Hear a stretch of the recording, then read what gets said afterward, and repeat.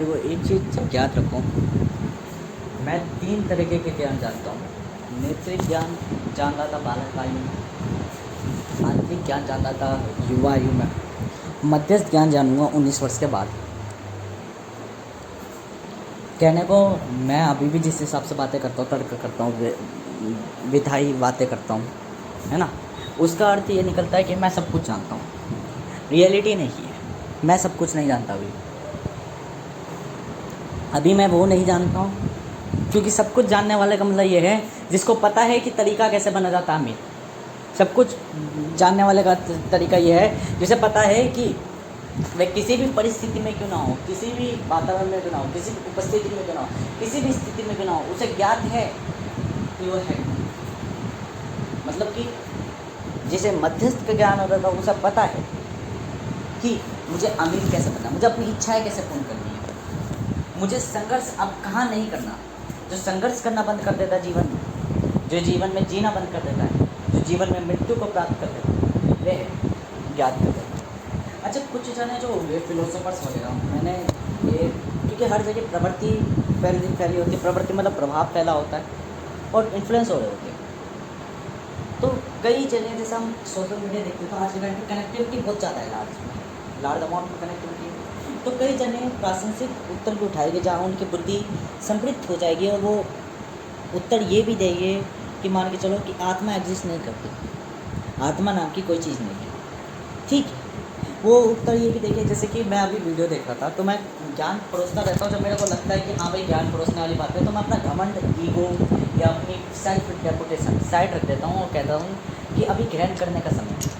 हाँ, तो ये भी एक शक्ति है कि मैं हर जगह हर पल ज्ञान ग्रहण करता नहीं रहता, मैं फिर इग्नोर भी कर देता हूँ। मतलब मैं जहाँ मुझे मेरी प्रकृति कहती है कि देखो यहाँ दौड़ाव करना है, वहाँ दौड़ाव करता हूँ। जहाँ मेरी प्रकृति कहती है यहाँ बदलाव करना है, मैं बदलाव करता हूँ। अतः जहाँ मेरी व्यक्ति कहती है जीना है जीवन को, वहाँ मैं जीवन कर्म करता हूँ। जहाँ मेरी प्रकृति कहती है कि यहाँ मृत्यु चाहिए तो मैं मृत्यु लेता हूँ, स्वीकार करता हूँ। ये कब तय करता हूँ, ये ही मुझे बदलता है, यही इवेंट कहलाता है। कि इवेंट के 2 पहलू होते हैं, एक पॉजिटिव और नेगेटिव। पॉजिटिव ये जो मैं कह रहा हूँ कि भाई मुझे यहाँ पे जीना है, मुझे यहाँ पे रहना है, यहाँ पे मुझे परफेक्ट बनना है, यहाँ पे मुझे बेहतर बनना है। नेगेटिव फेज मतलब कि मुझे इसी चीज़ को सबसे पहले छोड़ना है, इसी चीज़ को अपनी दुनिया से निकालना है और देन फिर देखा जाएगा कौन सा क्या बढ़ेगा, ठीक है। तो इवेंट ऐसे ही घटता है, या तो मैं उस इवेंट पर वर्क करता रहूँगा, देन मैं अपने आप को चेंज कर लूँगा उस इवेंट अनुसार, या मैं उस इवेंट को ही चेंज करूँगा ताकि मैं नए इवेंट्स को एक्सप्लोर कर सकूँ। तो ये मैं घमंड भी रखता हूँ, ईगो भी रखता हूँ, अहंकार भी रखता हूँ, पर मैं वहाँ रखता हूँ जहाँ मुझे लगता है कि मुझे अभी अपने आप से सीखने की जरूरत है, ना कि किसी और से। परंतु फिर मैं वहाँ अहंकार, घमंड, ये सारी चीज़ें तोड़ देता हूँ, त्याग देता हूँ, जहाँ मुझे पता चलता है कि मैं गलत था, ठीक है ना, या मेरे को अभी सीखने की जरूरत है। तो मैं यूट्यूब से वगैरह चीज़ें देख रहा था, वहाँ पे ओशो के नाम से भी वो आ रहे थे। तो फिलोसफी में उन्होंने कई फिलोसफी दी थी कि इंसान है, मैं मानता हूँ, तो अधिकांश चीज़ें बहुत बुद्धिमत्ता या स्मृति विवेक से हैं, बुद्धि से देखें। उनके 2 शॉर्ट्स देखे मैंने, 2 रील देखी, पहले सपोज कर लो यूट्यूब, जिससे मैंने 2 चीज़ें देखी सोशल मीडिया कि मेरा जीवन है, ये चीज़ जो सुना रहा हूँ मैं अपने लिए सुना रहा हूँ, किसी और अन्य व्यक्ति के लिए नहीं सुना रहा हूँ। ये मैं मानता भी हूँ और ये मैं ना मानता भी हूँ। ना मानने का मतलब मेरा एक भ्रम है कि मैं दूसरे अपने आप को सुना रहा हूँ, केवल सुनाता मैं इस तरीके से हूँ जैसे मैं किसी और को सुना रहा हूँ। और मानता हूँ का भ्रम यह है कि वो भी एक भ्रम है कि मैं यूँ कह रहा हूँ कि वास्तविकता में कोई नहीं सुनेगा, जहाँ मुझे हकीकत भी क्या है, तो मैं दोनों पहलू लेके चल रहा हूँ, ठीक है। तो वीडियो बेहतर भी बनती है, अपने लिए मैं बनाता हूँ और इसे को खुद को सुनता रहता हूँ। तो मैं ये सोचता हूँ कि मैं अपने आप को ज्ञान दे रहा हूँ। देखो, स्मृति और बुद्धि, स्मृति मतलब ज्ञान, क्या जाना आपने, 10 किताब पढ़ दी, भूतकाल, ये सारी चीज़ें स्मृति होती है। तो बुद्धि विवेक होती है, जो क्रोध, लालच और क्या बोलते हैं, ये भय, डर, इस अगर ये जो है एक चादर है आईने की तरह, बुद्धि विवेक है, ठीक है। ऐसा विवेक जो हमें चेतना देता है, चिंतन देता है पर्टिकुलर पल में। तो ये हमेशा ध्यान रखें, बुद्धि, भय, डर, क्रोध, लालच, ये सब प्रकृति लाती है, परिस्थिति लाती है। आपको डर आएगा जब आप चीज़ों से अनजान परिस्थितियों में होंगे, आपको लालच आएगा जब आप परिस्थितियों की तरफ आकर्षित होंगे, आपको क्या बोलते हैं, क्रोध आएगा जब आप परिस्थितियों से खफा होंगे। ये सब भावनाएं आप परिस्थितियों को दिखाते हो। ये समझ लो एक परिस्थिति है प्रकृति, इस तरीके से कर्म करती है कि वो आपको अपना पार्टनर समझती है। अब पार्टनर के संग ये स्वाभाविक है। आप हर पल यूँ नहीं कह सकते मैं बुद्धिमान हूँ, क्योंकि बुद्धि वह आदमी भाग जाएगी, डर जाएगी और चली जाएगी। हर पल यूँ नहीं कह सकते मैं क्रोधित ना हूँ, क्योंकि शांत व्यक्ति के संग आनंद बहुत होता है, क्रोधित होना भी अनिवार्य है। पर सबका एक नियमित तत्व है, कारक है, कौन सा स्वयं कौन सी परिस्थिति के संग कौन सा तत्व कहाँ उपस्थित होना चाहिए, ये बहुत महत्व रखता है जीवन में। जीवन के अनेकों चक्र इसी तरीके से निर्धारित होते हैं कि कौन के बिंदु क्या कितने तक, अर्थात कि कौन सा बिंदु कहाँ पे रहेगा। ये संस्कृत का शब्द है, संस्कृत का वाक्य है। कहने को मैं संस्कृत से डरता था, संस्कृत मुझे पसंद नहीं थी। क्यों? उस पर मुझे बोलना नहीं आता था, जटिलता ही आती थी। कोई व्यक्ति मुझे सिखा रहा कि संस्कृत बोलो, पर मैं यूँ कहना चाहता हूँ कि आप संस्कृत इस तरीके से बताओ कि सामने वाला कुछ भी बोल रहा हो, वे अपनी समाज में बात रखने वाले योग्य हो। आप अंग्रेजी सिखाते हो, प्रणाली से करते हो, मैं कहता हूँ कि बच्चा जैसे सीखता है बोलते बोलते, आप उसे सिखाते नहीं, वो सीख जाता है। एक बालक बोलते बोलते अपनी परिस्थितियों में सीख जाता है। आप उस वातावरण में क्यों नहीं फेंक देते बच्चे को? अपने आप जब उसकी बातें किसी को नहीं समझ में आएगी तो वो अपने आप समझ में आ जाएगा। जैसे एक छलिए व्यक्ति, वो छलिए कब बनता है? जब उसके संग अन्याय होता है, उसके संग छल हो रहा होता है, तो समय के संग वो सीखता चला जाता है। ये समय क्या कहलाता है? यही तो कहलाता है समय। समय यही तो है कि जब बुरी परिस्थिति से बड़ी अच्छी परिस्थिति में अपने आप को बदला, अनुसार बदला, तो समय निर्धारित हुआ कि एक समय के बाद मैं बेहतर कर रहा हूँ। यही अन्य जनों में दिखता है कि सामान्य व्यक्ति, हमने अगर मान के चलो एक व्यक्ति को बेचा, वो 4 महीने तक उसके संग अन्याय हुआ, छल हुआ, धीरे धीरे वो भी छलिए बन गया, उसकी भी प्रवृत्ति बदल गई। क्यों? मान के चलो रजिस्ट आप कब तक कर सकते हो अपनी बॉडी? 1 पल तक, 2 पल तक, 3 पल तक, अंदर की ऊर्जा समाप्त होगी, आप अपने अंदर बदलाव कर ही दोगे। कोई व्यक्ति पहले दिन काम नहीं कर रहा, कोई दिक्कत नहीं, दूसरे दिन काम कर रहा, कोई दिक्कत नहीं, वो वहाँ पे उपस्थित तो है ना, प्रेजेंट है ना, बस 10वें दिन में उससे काम करवा दूंगा बेलदारी का, क्योंकि मैं उसका दिमाग पूरा कंप्लीट कर दूंगा, ख़त्म। अब उसके सोचने समझने की चिंता मैं व्यक्त करूँगा, मैं बताऊँगा कि वो क्या सोचेगा, क्योंकि मुझे पता है मैं उसके जैसा एक बालक नहीं खेल के भेजा, अनेकों लाखों बालक मैंने खिला खिला के भेजे एक प्रकृति। तो मुझे पता है कि सारे मानव क्या चेतना व्यक्त करेंगे क्या। अब यहाँ मैं यूँ नहीं सोचूँ अपने आप को कि मैं बोर हूँ। क्यों? क्योंकि आसमान भी जरूरी नहीं कि जैसा हर दिन रहता है वैसे ही हर काल तक रहे, हर समय तक रहे, वह भी अपनी प्रवृत्ति बदलता है। तो हो सकता है एक बालक ऐसा भी आए जो मेरी गणनाओं से बाहर हो, तो वही मुझे सिखा कर जाएगा। फिर उसके जैसे अनेकों बालक आएंगे तो उसके जैसे को मैं हैंडल कर लूँगा, डील कर लूँगा। तो ऐसे जन्म में सीखना कभी समाप्त नहीं होता, क्योंकि ईश्वर स्वयं आकर धरती को बोलता है अब हमसे सीखो जरा, ठीक है ना। अतः मैं खुद को स्वयं को सिखाता हूँ मुख्यतः, ठीक है। कई बार मेरा ही मन चंचल होने लग जाता, मैं ही चीज़ें व्यक्त करने लग जाता हूँ, कई बार मैं ही चीज़ें सीखने लग जाता हूँ। हर पल एक फील मैं करता हूँ, हर एक चीज़ बिहेव करता हूँ, हर एक चीज़ सीखता हूँ, हर एक चीज़ जानता हूँ। तो कई बार मैं अनजान भी बन जाता हूँ।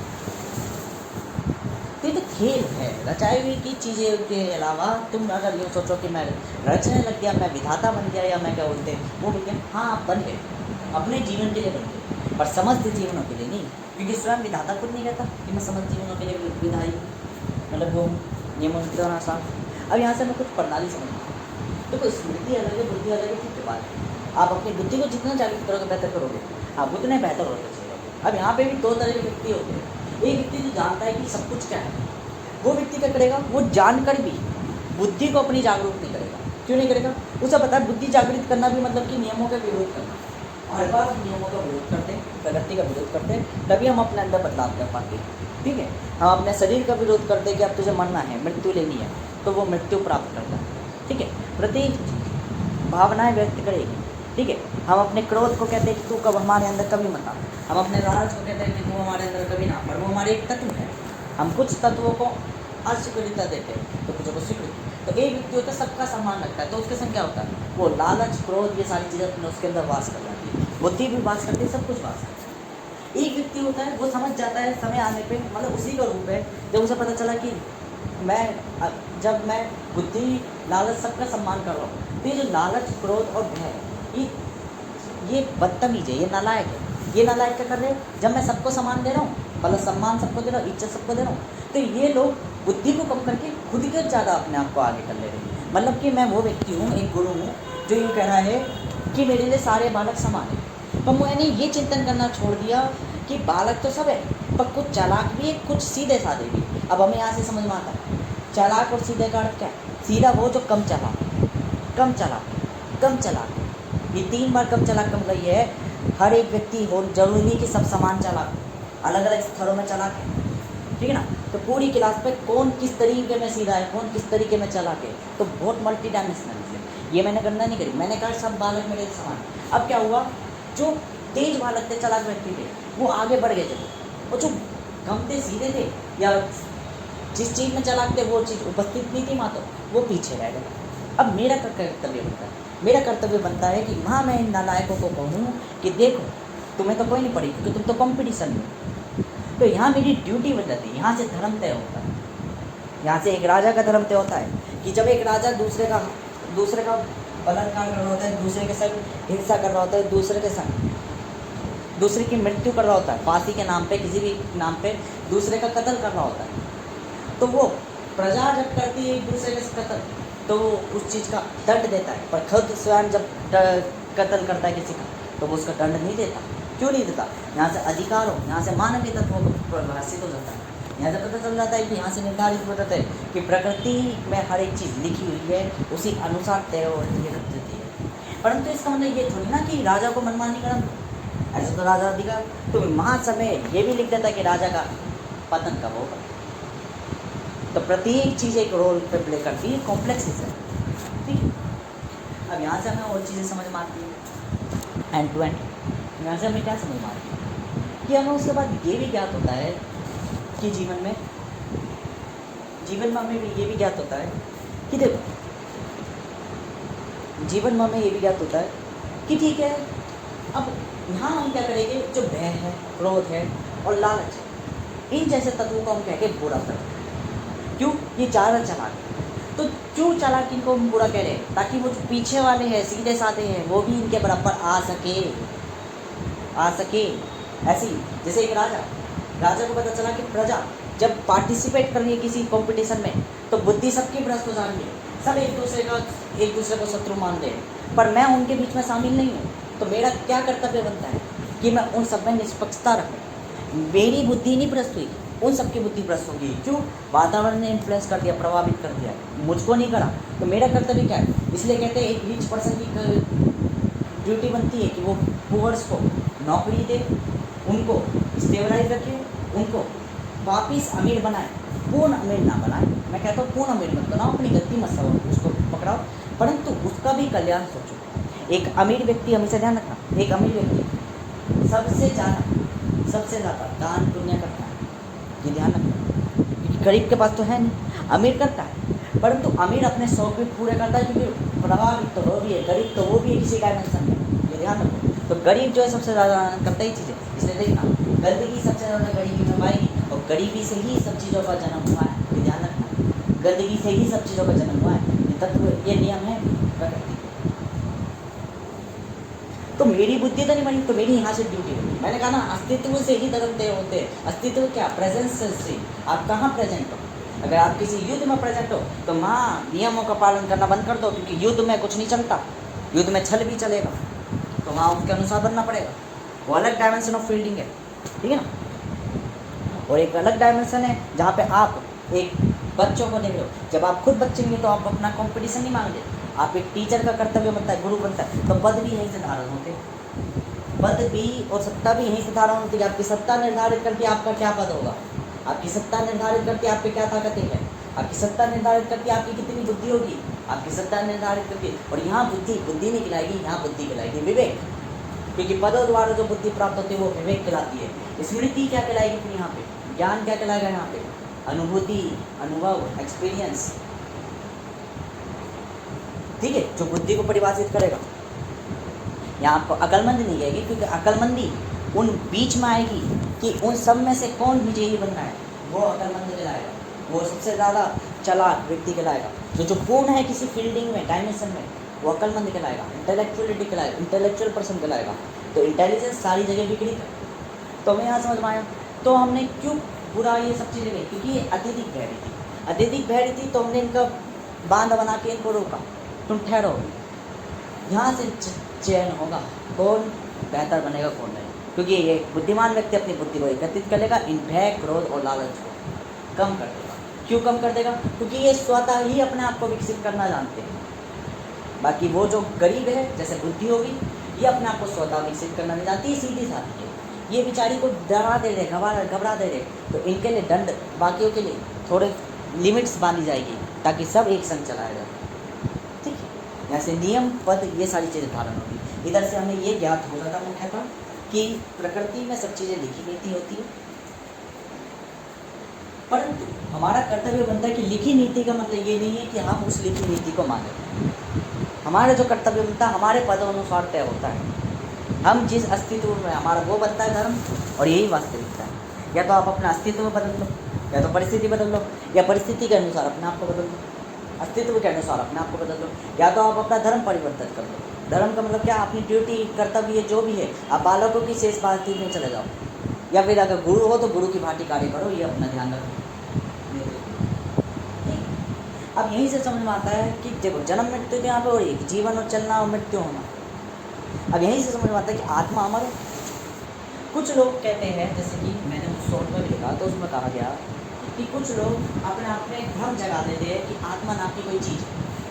ठीक, आत्मा नाम की कोई चीज़ है, उनकी बात सत्य है, क्योंकि आत्मा कभी नहीं दिखती। आप जो सोच रहे हो कि एक मेरे अंदर एक पर्सनैलिटी जागेगी, मेरे अंदर कोई एक व्यक्ति जागेगा, या मेरे मृत्यु के बाद एक व्यक्ति क्रोधित होगा, आत्मा कभी क्रोधित नहीं होगा।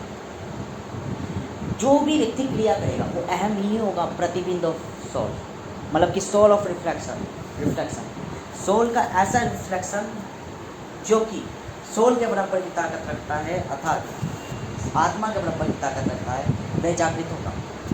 अहम तत्व का प्रभाव, सबसे समस्त प्रभाव उत्पन्न होगा। वह ब्रह्मांड तक को विकृत कर सकता है, अर्थात ब्रह्मांड तक को उठा के चक्रों की तरह घुमा सकता है, वो जागृत हो सकता है। परंतु आत्मा कभी नहीं होती, कि आत्मा का मतलब क्या है? शांति, जो शांति में बैठे हुए है, जिसका कोई क्रिया ही नहीं है, स्थायी कुछ नहीं करेगा, तो हमेशा ध्यान रखिए। पर स्थायी आपका अस्तित्व है, स्थायी कभी अपने आप को बदल नहीं रहा, ये ध्यान रखिए। इसलिए स्थायी की कभी मृत्यु नहीं, इसलिए आत्मा अमर कहलाती है। आप अपनी सांसें अंदर बाहर लेके जाओ, बीच में मध्यस्थ कर दो, आप आत्मा के क्षेत्र में पहुंच जाओगे, अर्थात आपकी मृत्यु हो जाएगी और आप अमर हो जाओगे, जिसे कहा जाता है परिभाषिका। एक जगह यूँ भी कहा जाता है कि आत्मा एक्सिस्ट करती है, रियलिटी में एक्सिस्ट करती है, क्योंकि आपका कुछ लेन देन ही नहीं है आत्मा से। जीवन में आपके प्राण आए, प्राण आने के बाद आपको क्रिया करनी है, क्रिया के अलावा आपको शांत बैठना ही नहीं है। आप स्थायी कभी रह ही नहीं सकते, तो आपका स्थायी से जब ताल्लुक ही नहीं, तो आप स्थायी के बारे में क्यों जानिए, क्यों विकृत करें कि आत्मा नाम की कोई चीज़ है। आप अहम नाम की चीज़ कह सकते हो कि एक मेरे अंदर ऐसा भी व्यक्ति है, यदि मेरी मृत्यु अप्रशांसित हुई, कोई मतलब के हुई, तो वो व्यक्ति जागृत होकर समस्त चीज़ों को फाड़ देगा या ख़त्म कर देगा, समाप्त कर सकता है। ये जरूर कह सकते हैं आप, अहम को जरूर कह सकते हो, पर शिव को नहीं कह सकते। ये शिव नाम की चीज़ शिव है और रहेंगे और अंत तक रहेंगे। हाँ, ये बात है कि आप मतलब शिव है वो व्यक्ति जिसके अंदर हम हैं, सोई हुई कल्पना वाला व्यक्ति, ठीक है, वो व्यक्ति नहीं जिसको हम वेदों में पढ़ते हैं या उनमें पढ़ते हैं कि भाई एक व्यक्ति है, क्या बोलते हैं, डेविड है, या एक व्यक्ति है, क्या बोलते हैं वो, कि पर्वत में बैठे हुए हैं आराम से शांति से, एक व्यक्ति वो है जो शिवलिंग के रूप में, ये सब अहम के रूप में है। शिव नहीं है, शिव उसी शिवलिंग के अंदर रहती हुई आत्मा है जो कि शांत बैठी हुई है, ना उसे फर्क पड़ रहा ना कोई कुछ पड़ रहा। उसी के कारण शिवलिंग में एक आत्मा है, उसी के कारण शिवलिंग का कोई अस्तित्व है, उसी के कारण प्रत्येक चीज़ का अस्तित्व है, प्रत्येक चीज़ है, परंतु हमारा कोई ताल्लुक ही नहीं रखता उससे। तो हम यहाँ पे ये भी नेगलेक्ट कर देंगे कि रियलिटी में कोई शिव नाम पे आत्मा नाम की चीज़ है, ठीक। हम वहाँ पे यूँ कह देंगे कि हमें भय लग रहा है, वो लग रहा है, ये सारी चीज़ें करें, तो हम ही करना है। पर अगर अंत वास्तविकता की बात करें तो आप इसको नकार नहीं सकते, और मैं तो कहता हूँ इसको जानना ही बेकार है, क्योंकि इसको व्यक्ति जब जानता है तो व्यक्ति अपना दिमाग का संतुलन बिगाड़ता है, क्योंकि वो ये चीज़ सोचता है कि है या नहीं, क्योंकि इसका कोई प्रमाण नहीं होगा। क्योंकि यहीं से एक चीज़ समझ में आ जाती है कि जब साइंटिस्ट भी लाइफ को ढूंढते कि लाइफ ढूंढो, छोटे से छोटे सूक्ष्म पार्टिकल किससे काम हुआ होगा, तो उसे ये नहीं पता होगा ये निरंतर का जाल है, कभी ना समाप्त होने वाला अनंत है, इसका अंत वहीं था जहाँ तक था ये, कि कुछ नहीं में कुछ पनपा है, यही इसका अनंत है, यही समय है। समय हर जगह प्रेजेंट है, क्योंकि समय वह परिभाषित करता है कि कोई व्यक्ति तो है, कोई व्यक्ति तो है जो चला रहा है। समय ये परिभाषित करता है कोई व्यक्ति तो है जो सोच रहा है। समय ये परिभाषित करता है वो सोच ही कल्पना है, अतः कोई व्यक्ति तो है जो कल्पना में हम सब गुण रखे उसकी। ये परिभाषित करता है कि समय ही ये परिभाषित करता है कि हाँ कोई व्यक्ति तो है जो हम सब उसकी कठपुतलियाँ है। ये समय ही निर्धारित करता है कि हाँ ये कोई व्यक्ति तो है जो ये प्रकृति अपने आप को दोहरा रही है। ये समय ही परिभाषित करता है कि कोई व्यक्ति तो है जो हमारे संग खेल रहा है। ये समय ही परिभाषित करता, समय है कौन? वही है व्यक्ति जो बता रहा है अपने आप को कि मैं कुछ कर रहा हूँ, जो बता रहा है अपने आप को बार बार कि मेरा कुछ अस्तित्व है, जो बता रहा है कि मेरा अस्तित्व में कुछ नहीं है, अर्थात जो बता रहा है कि मैं अलग अलग रूपों में विराजित हूँ, अर्थात वो बता रहा है कि मैं कुछ नहीं हूँ। ठीक है, तो यहाँ से हमें मुख्यतः समझ में आती है। अब ताकत और सत्ता का समझो। ताकत समय के संग तय हो जाती है, क्योंकि समय के संग आपके अंदर बदलाव होते हैं। समय के संग आपकी मृत्यु भी होती है एक जगह से और दूसरी जगह पलायन भी होता है। ठीक है, ये नियम है प्रकृति के। समय के संग आप इतने बेहतर बन जाते हो क्योंकि समय के संग आप चीज़ें ज्ञात करते रहते हो। देखो महत्व ये नहीं रखता कि आप क्या सीख रहे हो, किस तीव्रता से सीख रहे हो, किस तरीके से सीख रहे हो। समय तो ये भी कहता है कि अगर आज आप अपनी बुद्धि जागृत नहीं कर रहे, आज आप किसी सत्य ज्ञानी की नहीं सुन के, मैं उन व्यक्ति को सत्य ज्ञानी कहता हूँ, ठीक है, सपोज करता हूँ।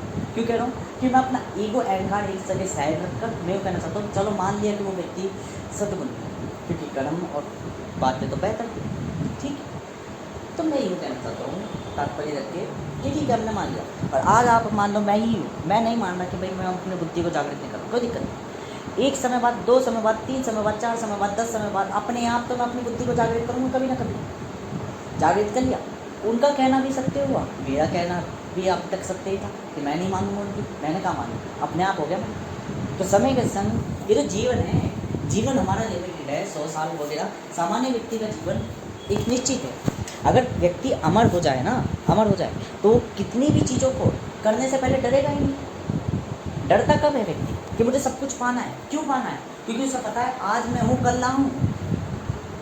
और जो व्यक्ति डरना बंद कर देता है, जो व्यक्ति कहता है मैं कर्म कर रहा हूँ, वो व्यक्ति की मृत्यु ही होना विफल हो जाता है, अर्थात अंत हो जाता है, खत्म हो जाता है। क्योंकि वो व्यक्ति चाह रहा है कि मृत्यु दे, मैं तो अभी भी कह रहा हूँ देती ही नहीं, क्योंकि ये कनेक्शन ही नहीं बिल्ड करता।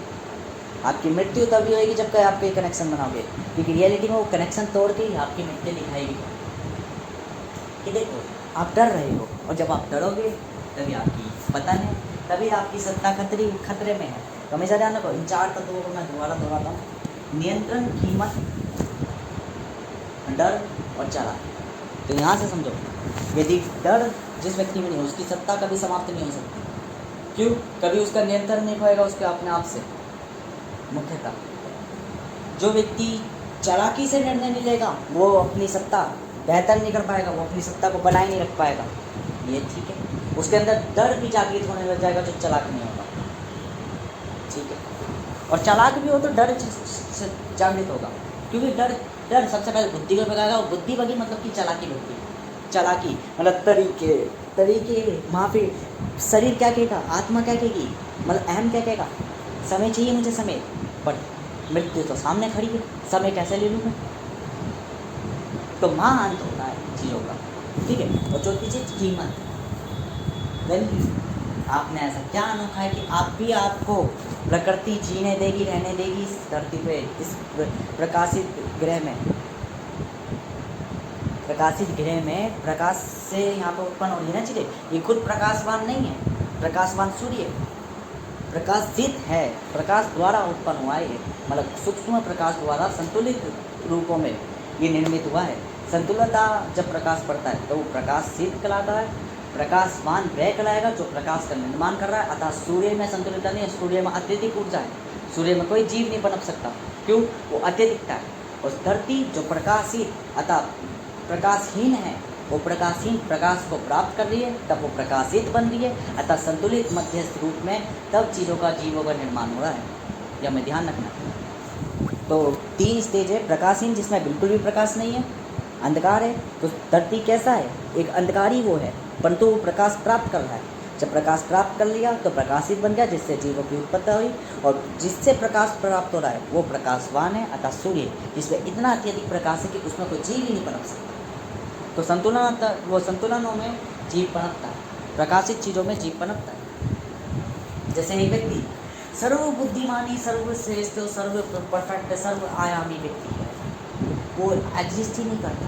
क्यों नहीं करता? क्योंकि सब चीज़ों में सर्व है, और जब सब चीज़ों में सर्व है तो अर्थात कहने का मतलब ये है, वो अपनी बुद्धि नहीं बोलना, और बुद्धि नहीं बोलना मतलब बुद्धि स्थिर है, और बुद्धि स्थिर का मतलब बुद्धि स्थायी है, पूर्ण रूपी, और पूर्ण रूपी स्थायी का मतलब बुद्धि एग्जिस्ट ही नहीं करती,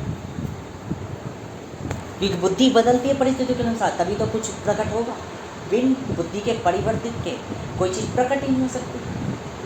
किसी ना किसी चीज़ में दिमाग लगाओगे, और यहीं से हमें तय हो जाता है कि बुद्धि अगर प्रकाशित है तो बढ़िया, अगर बुद्धि प्रकाशवान है कि संपूर्ण सब चीज़ अत्यधिक है, तो बुद्धि आत्मा के रूप में चल जाएगी, स्थायी रूप में, जहाँ बुद्धि एग्जिस्ट ही नहीं करती, हमारे किसी काम की नहीं, ठीक है, हमारे किसी काम की नहीं है। इसका मतलब ये केवल ये है कि बुद्धि प्रकाशित व्यक्ति, बेहतर व्यक्ति वो व्यक्ति है जो संतुलन रखता है, जिसमें बुद्धि नहीं है पर वो बुद्धि को पूर्ण रूप से वो पर्याप्त रूप से प्राप्त कर रहा है, ऊर्जा पर्याप्त रूप से प्राप्त कर रहा है, ना कि अत्यधिक ना ही न्यूनतम। मतलब न्यूनतम का मतलब ना तो बिल्कुल भी प्रकाश अपने अंदर वो नहीं कर रहा, प्रवाहित या प्रकाश अपने अंदर प्राप्त नहीं कर रहा, या प्रकाश उत्सर्जित नहीं कर रहा, वो बीच का मध्य मार्ग रह रहा है, तो जहाँ पे वो प्रकाशित कहलाता है। कीमत यही दिखाएगी कि आपका अभी क्या कर्म बनता है, क्या आपकी वैल्यू है अभी भी, क्या आपकी कुछ पहचान है अभी भी जो सृष्टि आपको रखे। और चालाकी, निर्धरता, ये सारी अपने आप में चारों के चारों आपस में कनेक्टेड है, तभी ताकत कहलाती है। ताकत इन चारों के द्वारा कहलाती है, इन चारों के द्वारा। क्या आप पे नियंत्रण है अपने आप पे? नियंत्रण तभी तक रहेगा जब तक आप में डर नहीं होगा, डर नहीं होगा। और यदि डर आ गया, एक भी तत्व फैला, तो चालाकी चले जाएगी। क्यों? सोचने समझने की बुद्धि चले जाती है, बुद्धि का परिवर्तन होना बंद हो जाता है, तो बुद्धि स्थायी हो जाती है, तो बुद्धि गायब हो जाती है, और बुद्धि गायब भी तो होती है डर के बाद। अतः बुद्धि स्थायी हो जाती है, मतलब कि ठहर जाती है, और जब बुद्धि ठहर गई तो चालाकी क्या है? बुद्धि का ही रूप है, तो चालाकी खत्म। चालाकी समय के संग आती है, क्योंकि फिर प्रकृति या मूलभूत संरचना क्या कह रही होती है, आत्मा क्या कह रही होती है? समय चाहिए, समय चाहिए। नियंत्रण खो चुके, समय भी नहीं मिलेगा। और कीमत होने के कारण भी तो डर भी पैदा हुआ, कि जब प्रकृति को लगा कि इसका कोई अब कर्म नहीं बचा, तो यहाँ से इसका अंत होना अनिवार्य है, निश्चित तय है। ये होता है एक व्यक्ति, उस व्यक्ति का अंत जो स्वयं ईश्वर होता है धरती पर। कब लगता है कि उसका अंत होना निश्चित है, ठीक है। हर एक जीव, हर एक ईश्वर शक्ति प्राप्त करना चाहता है। शक्ति मतलब कि जो उसकी ताकत कहलाती है, पद कहलाता है, धारणा कहलाता है, या अपनी प्रकृति को पूर्ण ज्ञात करना। हर व्यक्ति अपने आप को ज्ञात करना चाहता है, हर व्यक्ति अपनी संरचना जानना चाहता है, हर व्यक्ति यही कर्म कर रहा है, क्योंकि सबसे पहली चेतना यही हुई थी कि मैं कौन हूँ, वो आए। सबसे पहली सोच या कल्पना यही बनती थी कि खुद ईश्वर पूछता है मैं कौन हूँ। जब वो कल्पना में आया था, उपस्थित हुआ, तो सबसे पहला उसने प्रश्न पूछा था मैं कौन हूँ, मैं कहाँ हूँ, मैं किस जगह हूँ। जैसे एक बच्चा धरती में जब आता है या कोख से जब निकलता है, तो ये पूछता है मैं कौन हूँ, मैं कहाँ हूँ। जब वो सिर्फ शांत बैठा होता है और ये सोच रहा होता है, देख रहा होता है सब चीज़ों को, या आँखें भी नहीं खुलती, केवल मन में चिंतन चल रहा होता है, ये काला अंधकार क्या है। यही चीज़ें तो समझती है कि अंत तक फिर वो वही ज्ञात करता रहता है जो प्रासंगिक शब्द शुरुआत में बने रहते हैं। जैसे भाषा, अगर मैं यूँ कहूँ कि मैं अपनी भाषा को बोल रहा हूँ, मैं कोई चीज़ बोल रहा हूँ, कोई चीज़ कनेक्टेड कर रहा हूँ, तो यहाँ भी अब एक चीज़ समझो, ये भाषा मैं तब तक ही बोल पा रहा हूँ जब तक मैं अपनी पूर्व भाषा नहीं भूल पा रहा। यदि मैं अपनी पूर्व भाषा बोल जाऊँ, प्रत्येक अक्षर अगर भूल जाऊँ, तो मैं कोई भाषा ही नहीं बोल पाऊँगा। साइंस में वो डॉक्टरी में कभी वो देखा है कि कईयों के दिमागों में वो हो जाता है, जिसमें वो अपनी लैंग्वेज भूल जाते हैं, अक्षर भूल जाते हैं, तो उनसे मुंह से शब्द निकलने भी मुश्किल हो जाते हैं, वो कुछ बोल नहीं पाते। दिमाग का एक क्षेत्र इस तरीके के लिए क्यों बना है, निर्धारित हुआ है। अच्छा मुझे एक चीज़ बता, प्रत्येक चीज़ हमारे मस्तिष्क में अगर हल्की सी भी खराबी हो जाए तो हमारी जुबान, हमारी ये चीज़ें, हमारी प्रत्येक हिस्सा अगर डैमेज हो जाए तो वो प्रत्येक हिस्सा किसी न किसी कारण को महत्व रखता है, किसी न किसी परिणाम को महत्व रखता है। मतलब कोई ना ये हमारे ब्रेन का कोई ना कोई कारण या क्षेत्र एक परिणाम को महत्व रखता है नहीं रखता है। अगर दिमाग में कई सर्किट हो जाए, मतलब कि कोई चोट लग जाए, तो व्यक्ति की याददाश्त क्या, भाषा भी क्या, प्रत्येक चीज़ भूल सकता है। और इसी के पिलर्स में पूरी दुनिया मानव ने बना रखी, निर्मित कर रखी है। और फिर मानव क्या कहता है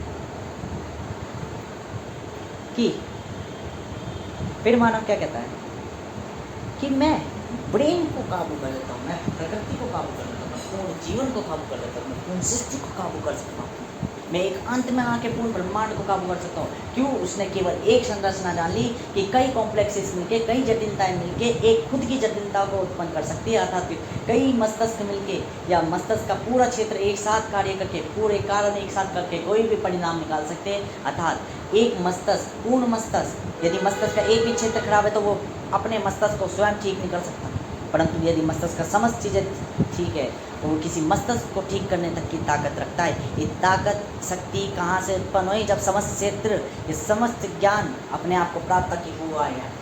बोलूँ मैं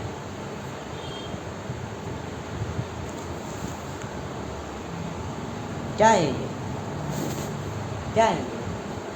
The soul is poor of mind.